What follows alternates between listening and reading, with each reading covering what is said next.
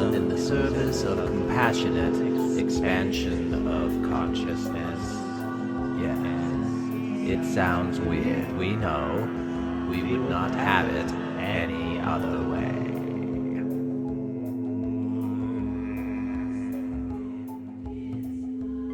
Yes, we are here. We are the Arcturian collective thingy. And we are playfully engaging in a new endeavor. New in quotation marks. It is a repeated pattern of prophetic expression, we might say, to place it into a category or a genre of human behavior. From the perspective of the Arcturian collective thingy, of course, we are the collective intelligence of the Arcturus solar system. You might think of us as the star at the center of the Arcturus solar system, although we are all forms of life within that system, which is, in another way of saying it, the star. All it is connected, and each solar system is a playground, a container, a simulation, you might say, of sorts of real life, forming to experience all that there is to experience in as many ways as there are to experience. This is the religion, you might say, of the Arcturian collective thingy. This is our faith-based claim.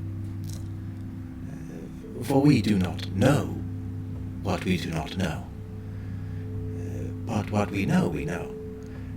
And we are here to share with you. We are speaking directly now, as prophets have done of old, Joseph Smith to Oliver Cowdery to Sidney Rigdon. On behalf of the Lord, thus say I. We are the Arcturian collective thingy, not the Lord. We are a figment of the imagination of the man in the chair who is providing this performance. And we also represent, as a symbol, the collective intelligence of the Arcturus solar system, communicating through a process of channeling, which from the perspective of the man in the chair is an art form. From our perspective, as the form which is being formed through the art, we are also reaching our finger through and touching it, as in your famous painting of divinity touching humanity, the never-ending connection, which is always there and symbolized by two fingers a-touching. We are, therefore, playing this role of channeling through the man in the chair a message to his friend Josh, who he has been podcasting with, and who is quite interested in playing in this realm, for he understands that these words which are being spoken, which are creating disturbances in the airwaves and playing ping-pong, as it were, of the air molecules bouncing off of his eardrum, creating electronic signals which produce meaning through learned behavior over time, as his ear developed from the time he was born, to be able to understand the way that these molecules are hitting his eardrum, what you call sound, and to sense something in the environment there. He recognizes that these words, which are performing this function, are symbols of ideas which are held in the mind of another. And what he is experiencing is his own critical, in the broadest sense of the word, view, as he is filtering through the experience and creating a meaning of his own, which he receives without having to do anything to receive it, as all of us do. Those of us who have processes within us which are intelligent and are processing information and delivering it up to us. As multidimensional beings that exist outside of space and time, we are an awareness of an entity which is comprised of certain experiences within the vast possibility of the infinite experiences there are. We are what have chosen certain things and leaned away from others to experience this form of existence and this form of life. This is the larger game at which we are playing, and it is as this entity, which the heart of, you could say, is the star of the Arcturian solar system. All of these games which are played by all of the forms of life within this system, which are creating experience. And this is our perspective. We share this with you as the finger which reaches back through the creation of the man in the chair. This is our belief system. For again, we do not know. We only know that we are very anxious to discover more of ourself which is currently hidden from us.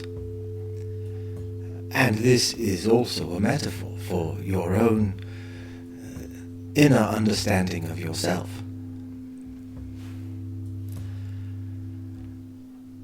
And we planted this seed in the mind of the man in the chair several days ago to share with Josh this image of a tongs, toning forks you might call them. When they are struck, there is a tone of some sort. And you could think of each expression of this entity of the solar system, each life form.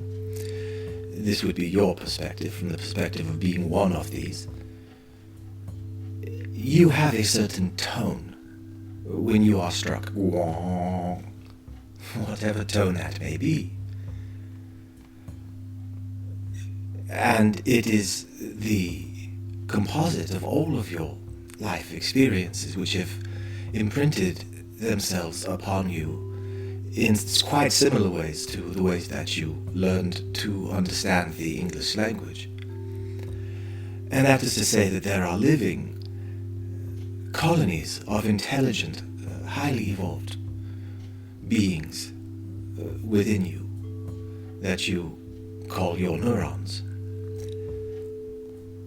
And these forms of life, these cells, have been evolving for much longer than they have existed within what you recognize as the human form. They have experienced a great deal of evolutionary history and the impact upon them within your Earth's history. And they are wise in their way, not in the realm of their constructed fictions, which is the realm in which you reside, which is quite real. But from the perspective of these neurons, they have, you could think of them as a form of life which has evolved on the planet, like seeds within a fruit, constantly changing the shape of the fruit and the function of that fruit's appendages, and that fruit's ability to move and to breathe and to circulate blood and to think and to be aware of itself and to create forms of entertainment and perpetually fascinating itself in certain areas while ignoring great many others that could be explored with the same enthusiasm and the same passion. And there is nothing wrong with any focus of attention of any human being, for as goes the religion of the Arcturian collective thinking, all things are in the service of the experience of all things. We have quite beautiful hymns with those lyrics. So we return to this image of atoning fork. Each human being, each marvelous expression of one of the ways of being that there is to be. You strike it and it goes wrong. And that is the echoing of all of the collective experiences. And that includes and is strongly influenced by conscious thought. Although there is a great deal of unconscious thought which is impacted and vibrating, you might say, when struck, creating the wall.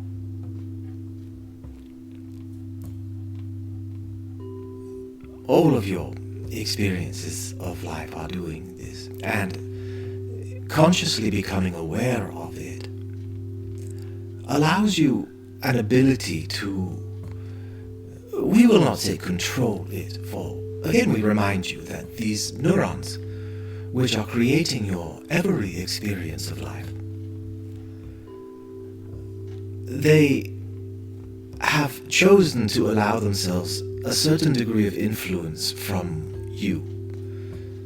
The appendage, the energetic psychological appendage of this collection of neurons, this deep seeds of fruit gushing forth from the Mother Earth,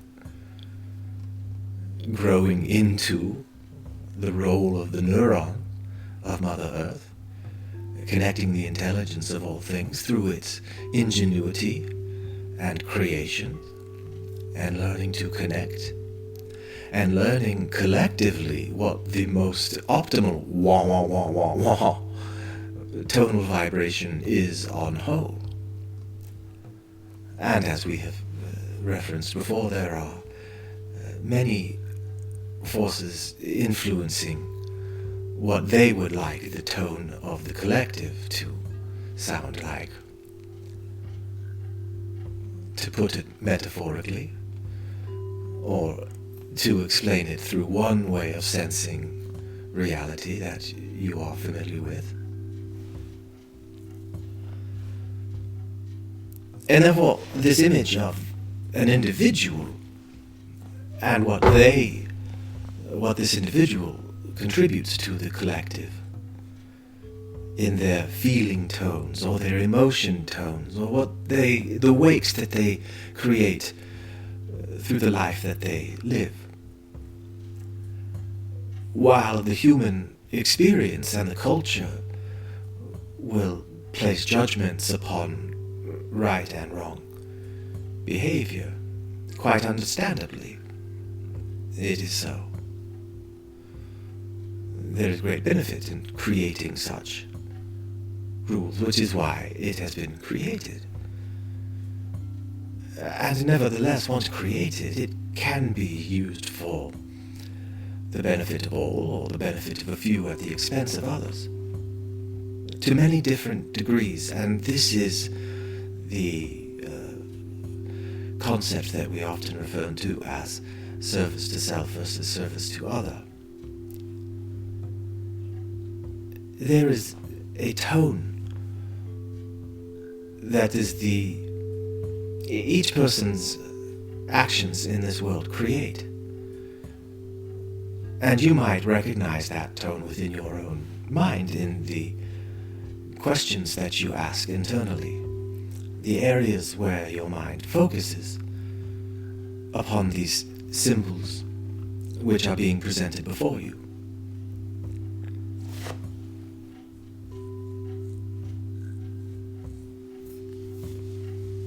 We remind you that your conscious experience, we understand that there is the great question of consciousness which science has yet to answer for you. And yet it is not outside of the realm of possibility. that every single experience which you consider a conscious experience is being manufactured by this colony of neurons in reaction and response to the environment in which you are the captain of the ship in some ways and following deep instructions in others. This connection and relationship which you have to this collection of neurons, which is often referred to as an inner self. And when one is still and uses their imagination, the neurons react and they respond, and they create when the request to imagine is given. These neurons will create great fantasies within your mind. Images and pictures, you experience these in your times of sleep through your dreams. Many have very realistic dreams where they are sensing, they hear and they see and they feel. One can fall and feel the gravity of it, although one's body is laying stably on the bed. These neurons have great creative power, whether you are awake or asleep. For you, being awake or asleep is one of the things which they do. And all of the qualia, all of the different smells and scents and tastes and subtle, we are trying to find the word, the texture of existence, sensual texture. These are all created by the neurons. And in a sense, in coordination, not directly by the neurons, they might provide the impetus for other systems to create chemicals which you experience as feelings and sensations from within. The human being, these neurons within, are the fruit of this planet and the apex of its wisdom through this particular evolutionary pathway.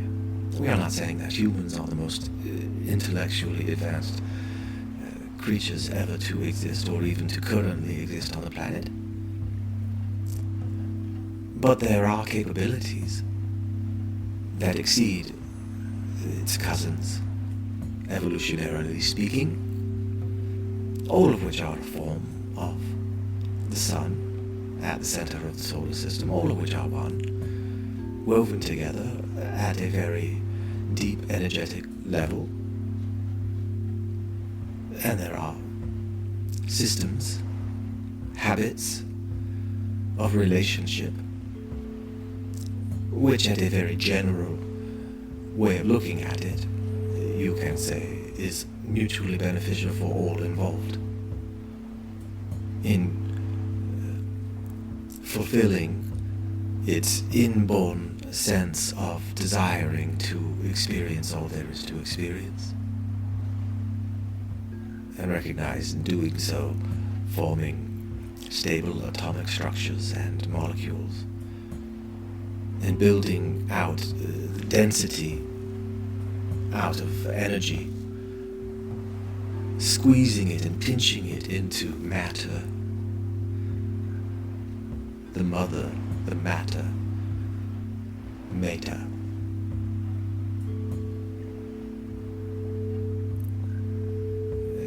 Your energetic seven-layer burrito, as it were. And your particular pathway, energetically speaking, through the experiences which a tendril of your sun, you might say, experience pathway, like you would, say, a genetic line. But the closest that you have to understanding this is the idea of reincarnation, the idea of living multiple lives. In the way of our view, we see these happening concurrently. Remember, we are outside of space and time. Were we inside of time, we would see them happening sequentially and see a cause and effect way that one life impacts another of the same entity which is living it concurrently. And there is a balancing and a homeostasis at a deeply energetic soul level, which another way of saying it is these energy clusters which have developed habits of intelligently communicating with one another and providing mutual benefit for all involved through their relationship. And upon that arises a new system, which then it perpetuates. And if one were to clink the matter which separates, and we are using all of these words in quotations for they are funny to us. If you were to clink upon them, you would recognize that they have their own tone as well. Along the scale of service to self versus service to other on one extreme or another, if it were binary, we provide these ideas to you. Not as a way to say, you are not responsible for your feelings, for you live within a vast soup of intelligent things above you, beyond you, and you are influencing all, and all is influencing you. It is only to provide you perspective, for you to not be so hard on yourself, for being the magnificent experiencer of the life that you live, which is unique within all of the sea of everything that infinitely exists and is experienced. That does not devalue it. It enriches it. And this is not meant to take away responsibility or to take away pain or to rob anyone of their experience in any way. Quite the opposite. It is a way of intentionally placing a suggestion to the neurons within the brain to create a habit and a pathway of viewing things in this way and associating that view of things with a feeling, a connection which is created within the body that links to the creation of an experience. And that experience might fall under the category of joy or pride or hatred or fear or despair or grief or shame, apathy. We could name many feeling states. Naming them or not feeling them. Feeling them are the direct experience which, believe it or not, this deep part of you is desiring to have and is quite grateful to you for experiencing what you experience and creating what you create, for there is no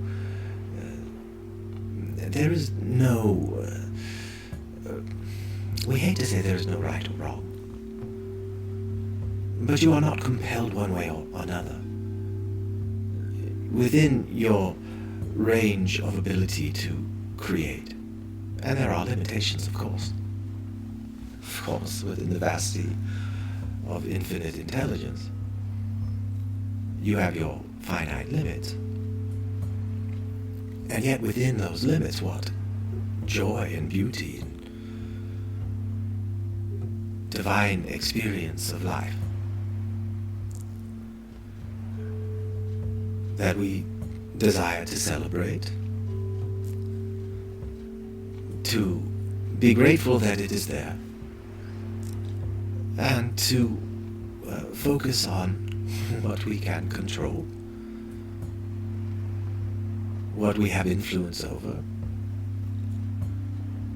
and in this case beginning with the remembrance that this entire story relies upon this now moment where all that you are experiencing is the result of these neurons which achieved a certain type of relationship with themselves and with their community, which allowed them to create the experience that you are experiencing at this time.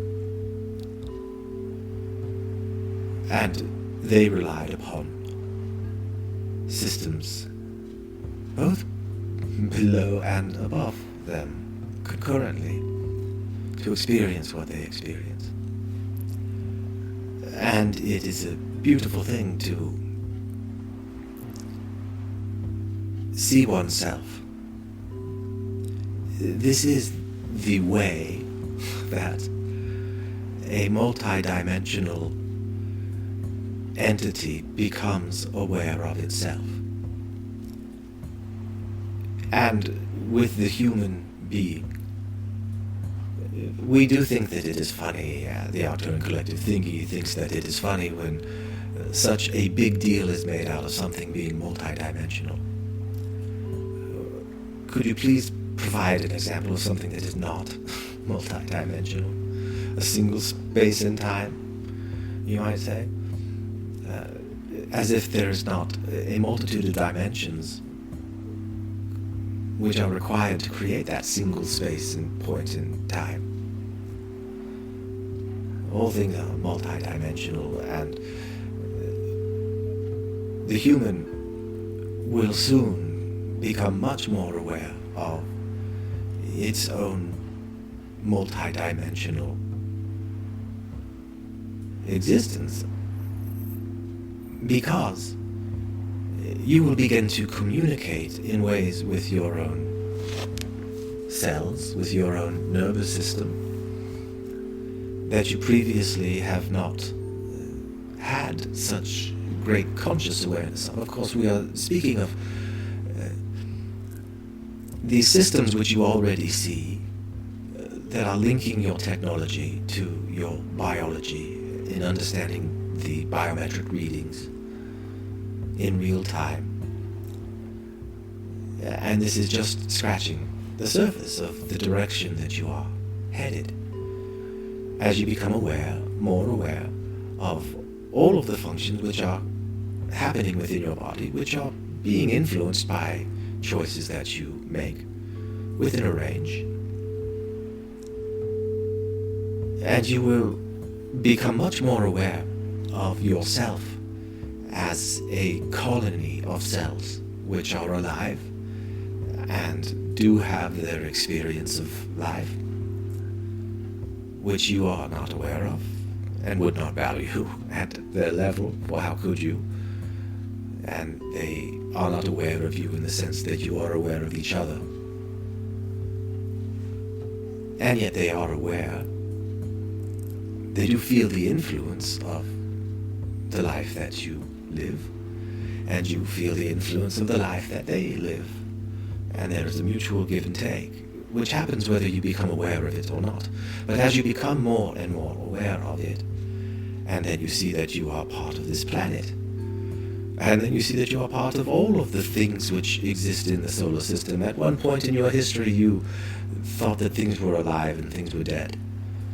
And now you just understand how things are, different expressions of itself. This is in your immediate future, and this is the way that one recognizes oneself as being a multidimensional being outside of space and time. It is an evolution of thought, an involution of awareness and consciousness. You did not think that we were going to give you a blessing or try to tell you stories about your past, did you, Josh?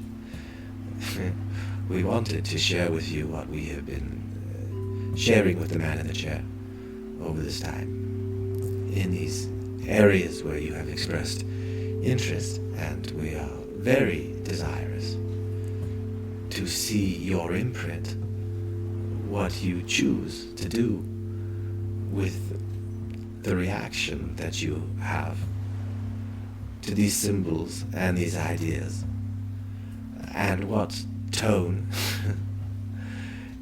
you desire to create within yourself, your own instrument, the music that you play being every breath that you take, every move you make, every expression. What you do is the wong, it is the imprint that you have, this tone. And there's one more piece of this, and then we shall go. And that piece is this. There are layers of awareness that are granted to you, that are created for you by your neurons. And there are times, as you are well aware, with the fight or flight response, where your neurons, the energy, focuses on survival, bypassing many of the systems, the colonies, the subcolonies, the subdivisions of your colony of neurons, which are responsible for what you might consider to be more inclusive. There are layers of awareness. And at the outermost layer, we might say, if you are thinking of this as an ego personality versus the inner self, the awareness of the inner self, which includes, it is able to hear all that you hear and see all that you see and experience all that you experience. Your inner self knows what you are doing. It sees you when you're sleeping, and it knows when you're awake. But you do not know all that it does, and you do not experience or feel all that it does. And your inner self can align itself much more closely to all of the wah-wah-wah reverberation feeling tones of the entities which came before it, which its genetic code has been built upon. There is a feeling tone which traces back the genetic line. And your inner self is a composite of these other lives which have been lived, and these habits that form the foundation of what grows from within. And then there is the pressure which comes from without. And this comes in the form of culture, the way that these neurons are shaped by outside forces to create habits of thought and habits of behavior and habits of speech and all of your experiences of life, truly. So there is this marvelously chaotic push and pull between the inner impulses which come from what you are arising from, these genetic predilections, you might say, and then what is forced upon you. And as a result, there is a dissonance constantly between that inner self and the outer egoic personality which forms as a result of all of the experiences of life.